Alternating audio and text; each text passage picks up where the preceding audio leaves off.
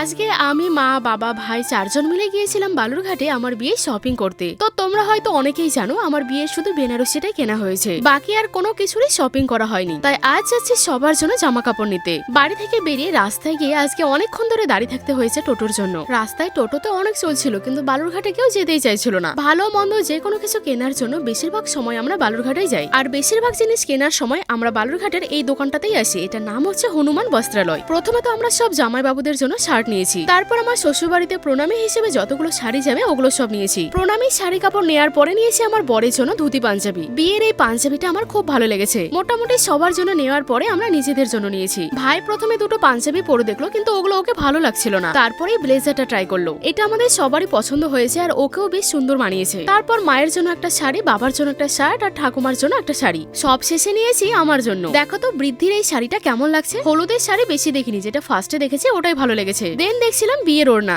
বিয়ের ওড়নাগুলো মাথায় একটু দিয়ে দেখছিলাম। আমার তো সবগুলোই ভালো লাগছিল, কিন্তু নিয়েছি ওই শেষেরটা। আর সবকিছু কেনার পরে দেখো কতগুলো ব্যাগ হয়ে গেছে। আমরা সবাই 2-3টা করে ব্যাগ নিয়ে বাড়ির দিকে রওনা দিই।